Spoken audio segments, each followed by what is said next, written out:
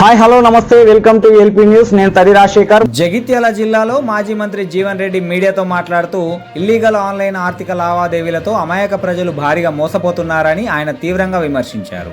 మాజీ మంత్రి జీవన్ రెడ్డి మాట్లాడుతూ crypto currency, bit coin వంటి వాటికి కొన్ని అధికారిక అనుమతులు ఉన్నప్పటికీ అనేక సంస్థలు ఫేక్ యాప్లు తయారు చేసి ప్రజలను మోసం చేస్తున్నాయని తెలిపారు.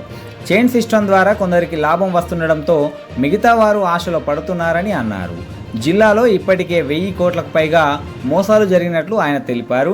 పోలీసులు కేసు నమోదు చేయడాన్ని అభినందించిన రికవరీ ప్రాసెస్ కనిపించడం లేదని ఆవేదన వ్యక్తం చేశారు.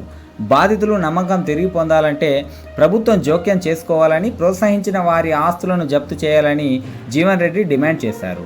దీనిపై సీఎం రేవంత్ రెడ్డి ప్రత్యేక విభాగం ఏర్పాటు చేయాలని కోరుతూ ఈ విషయంపై లేఖ రాస్తున్నట్లు వెల్లడించారు.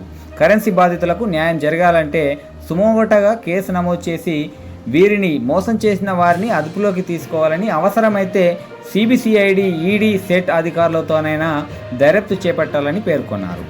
అధిక లాభాపేక్షను ఎరజూపి అమాయక ప్రజానీకాన్ని ఏదైతుందో ఎకరా 10 టైమ్స్ లబ్ధి వస్తున్న వరకల్లా ఎవరైనా ఆకర్షితులవుతారు. ఇప్పుడు ఈ క్రిప్టో కరెన్సీ ఇది directly being operated from outside the nation.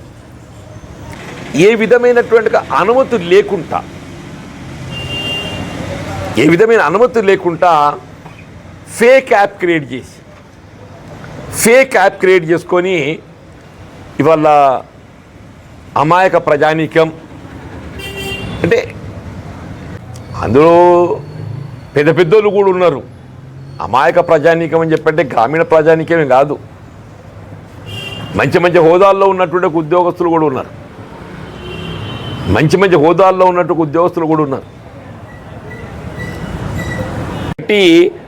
ఇప్పుడు ఒక నేరం అనేది ఏదైతుందో నేరస్తుడు ఫిర్యాదు చేస్తేనే కాదు, ఈవెన్ అదర్వైజ్ ఆల్సో పోలీస్ యంత్రాంగం దృష్టికి ఏదైతే ఒక నేరం సంఘటన వారి దృష్టికి వస్తే సోమోటో దగ్గర register case and investigate it. One need not give a complaint, అరే నాకు ఫిర్యాదు రాలేగా నేనేం చేయాలని చెప్పి అనడానికి వీల్లేదు. ఒక నేరం జరుగుతున్నట్టు ఏదైతే ఉందో వీళ్ళ పోలీస్ అధికార యంత్రాంగం దృష్టికి వస్తే సోమోటోగా మీరు విచారణ చేసే అధికారం మీకున్నది. చేయకుండా బాధ్యత రాహిత్యం. ఇది కూడా చెప్తున్నా బాబు. ఏ సంఘటన నేరం ఏదైతే ఉందో పోలీస్ అధికార యంత్రాంగం దృష్టికి వచ్చినప్పుడు ఆటోమేటిక్గా they have to get it investigate and take action against the culprits. చర్యలు తీసుకోవడం కూడా వాళ్ళ బాధ్యత. You have rightly brought it. CM గారిని కూడా ఏదైతే ఉందో మీరు రాష్ట్ర స్థాయి లోపల మీ పోలీస్ అధికార యంత్రాంగాన్ని అలర్ట్ చేయండి. సైబర్ క్రైమ్ డిపార్ట్మెంట్ ఉంది, ప్రత్యేకంగా డీజీ స్థాయి. దీనికి డీజీ స్థాయి, డైరెక్టర్ జనరల్ స్థాయి లోపల ఏదైతే ఉందో సైబర్ క్రైమ్ వింగ్ ఉన్నది అంటున్నాను నేను. This all comes under cyber crime. మొత్తం రాష్ట్రం లోపల ఉండేటువంటి ఒక అన్ని జిల్లాల పోలీస్ అధికార యంత్రాంగాన్ని ఈ సైబర్ క్రైమ్ ఏదైతే ఉన్నదో అది క్రిప్టో కరెన్సీ అనండి, బిట్ కాయిన్ అనండి, ఆ ఫేక్ యాప్స్ క్రియేట్ చేసుకొని అమాయక ప్రజానీకం ఏ విధమైనటువంటి ఒక రిసీట్ లేకుండా ఈ ఆర్థిక అక్రమ లావాదేవీలు ఏ మేరకు నిలుపుదల చేయగలుగుతాం అంటే రాష్ట్ర స్థాయిలో దీన్ని ఏ మేరకు అమలు చేయగలుగుతాము, నిలుపుదల చేయగలుగుతాము ఒక అంశమైనట్టయితే జాతీయ స్థాయిలో కూడా ఏదైతుందో కేంద్ర ప్రభుత్వం యొక్క సహకారం కూడా పొందవలసిన ఆవశ్యకత ఉంది. అదర్వైజ్ మరి ఇది ఇంతవరకు ఇప్పుడు నేను మొన్న ఒకటి కోతుల గురించి మాట్లాడినట్టు ఇది ఉంది అంటున్నాను. నేను మొన్న ఇట్లా కోతుల గురించి మాట్లాడి నేను అందరికీ ఇదేంద్ర కూడా కోతుల గురించి ఇది కూడా అంతే ఉంది అంటున్నాను.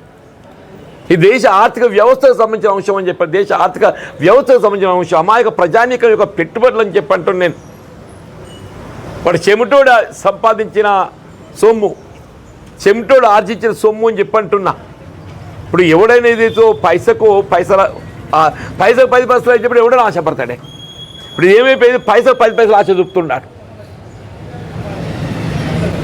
పైసలు 10 పైసలు ఆశ చూపుతున్నాడు. వాళ్ళకి విదేశీ టూర్లు, లగ్జరీ ఎక్స్కర్షన్స్, ఈ పెట్టుబడిదారులకు ఏదైతుందో విదేశీ టూర్లు, లగ్జరీ ట్రిప్స్ థాయ్ మసాజులు. ఈ లగ్జరీ ట్రిప్స్ అంటే అవేనే లగ్జరీ ట్రిప్స్.